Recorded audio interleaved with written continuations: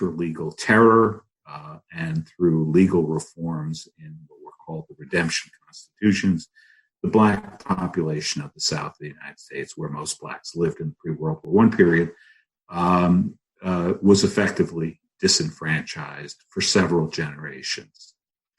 The courts were reluctant to intercede, and in a variety of cases, they said that this was beyond the capacity of the courts. There were some pretty terrible opinions, one authored by Oliver Wendell Holmes, that basically said, look, if white Southerners hate Blacks, what are we going to do about it? But at the same time, the court left open the ability to sue in one's individual capacity for damages. And there were a couple of cases that began to lay the foundation for contesting the Jim Crow exclusions. In reality, nothing changed substantially until Truman's order desegregating the military. The veterans came back, and the civil rights movement began, and the heroic struggles of the Freedom Riders and all combined with the Voting Rights Act of 1965 and the second wave of federal marshals. That's what changed the balance. When we teach a course on, I call the course The Law of Democracy, which is the name of the casebook I co-authored, we talk about there being three waves of, or three generations of voting claims. One being simply the ability to vote, and that was a struggle for particularly Black citizens. The second is a struggle for the effectiveness of the franchise, that is the problem of at-large elections and various kinds of electoral devices which make it harder for Black preferred candidates to win.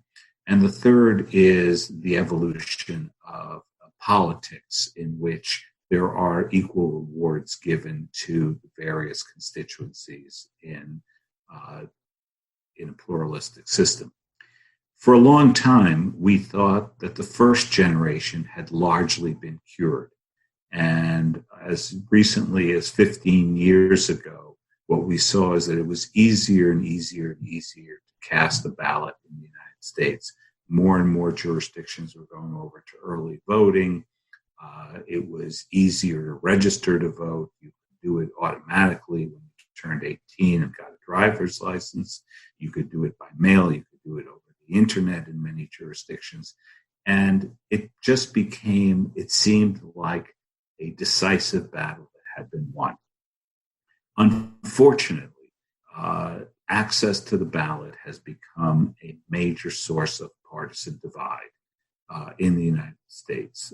Republicans believe, and you can argue the authenticity of this belief, but Republicans believe that there is a great deal of vote fraud in the United States, and so you need things like voter IDs and other kinds of mechanisms.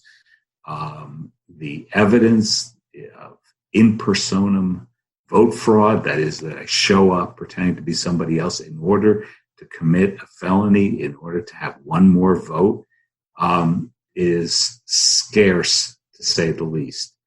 On the other hand, Democrats believe that there's a huge amount of vote suppression out there.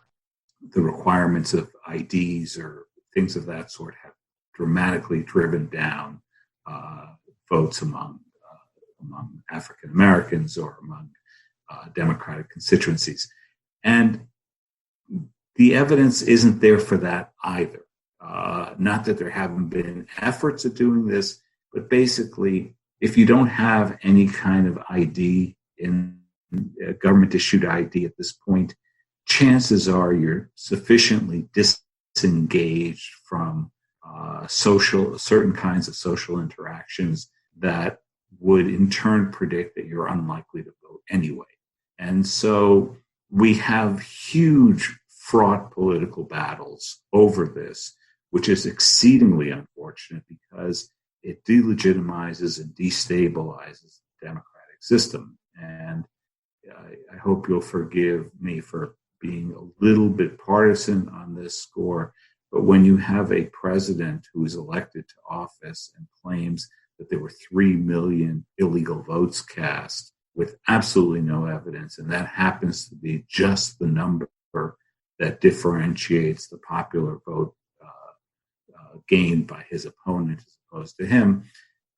It is an awful moment for the stability and legitimacy of the democratic system. Let me just say something more about that. There are two groups that were the subject of disenfranchisement in the United States, one being African Americans and the other being women. One of the things I tell my students is that when we passed the 19th Amendment after World War I, the enfranchisement of women became automatic. There's no case law involving the 19th Amendment. There was no major contested litigation. And so it is an unfortunate reality that all of the legal elaboration of the right to vote was done in the name of the most disadvantaged group in American history, that is the enslaved population of African Americans. And it would have been much easier to develop the right to vote in the name of a majority of the population, that is, of women, and that did not occur.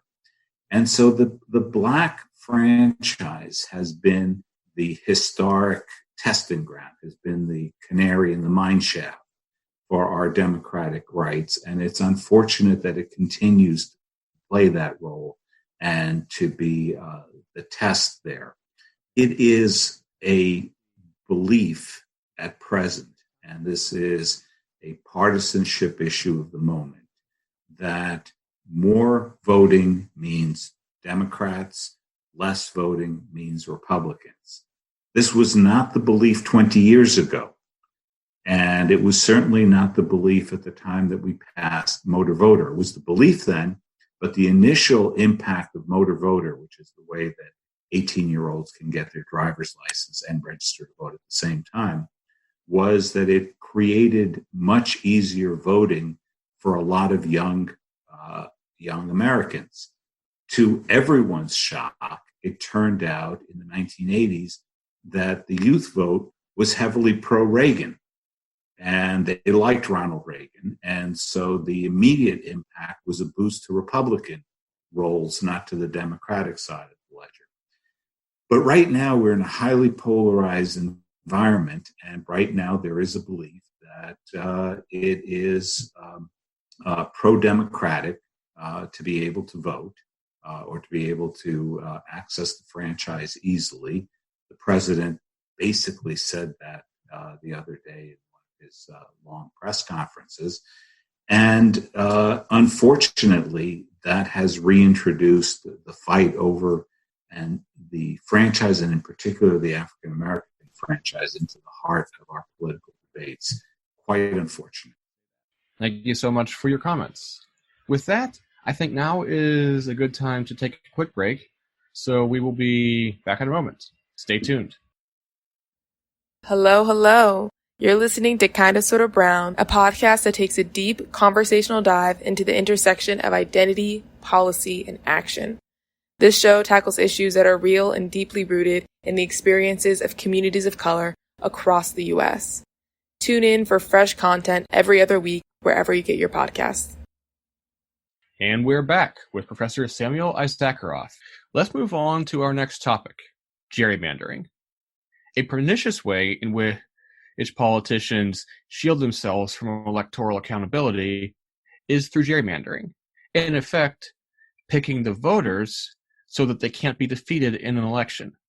Could you briefly discuss how that damages democracy and governance, and how has the court addressed or not addressed this issue? How effective have the court's rulings been?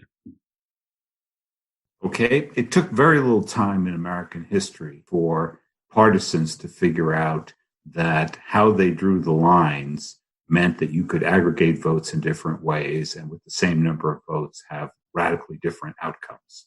The first gerrymander that we know of in American history, the first one that was widely discussed, was the attempt by Patrick Henry to draw the districts in the Virginia legislature in such a way as to keep James Madison from being elected successfully. The only election that Madison ever lost was as a result of a Patrick Henry gerrymander. The term comes from Governor Eldridge Geary, as he pronounced it, of Massachusetts, who became enamored of ever more elaborate systems of drawing lines in order to slice and dice the votes in ways that would keep him and his party and his affiliates in office.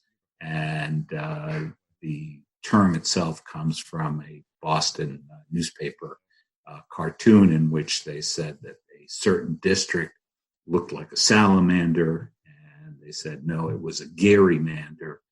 And that's the term that we've stayed with ever since. This is a significant issue because what it does is it gives tremendous power to incumbent authorities to change the rules of the game to benefit themselves and their affiliated partisans.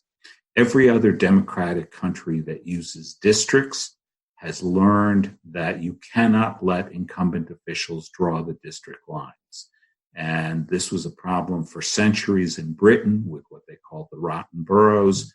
And Britain and Canada and Australia and the countries that use what are called single-member districts for elective office all have something that generally goes by the name of a boundary commission, that is an independent body like the Federal Reserve of elections that is in charge of redrawing lines every period to make sure that they comply with one person, one vote, while at the same time not being manipulated for partisan purposes. We do not do that, and we allow incumbents to do this. There was one recent very interesting exception to this in the state of Virginia, which had been heavily gerrymandered by the Republicans. And when the Democrats took office just now in the most recent legislative session, going into the new redistricting that will take place after the census is completed this year, the Democrats bound themselves in the sense of Ulysses binding himself to the mast to an independent redistricting body and did not choose to press their partisan advantage. I thought that was heroic. I think it's principled, and it's something that's quite rare in our politics right now.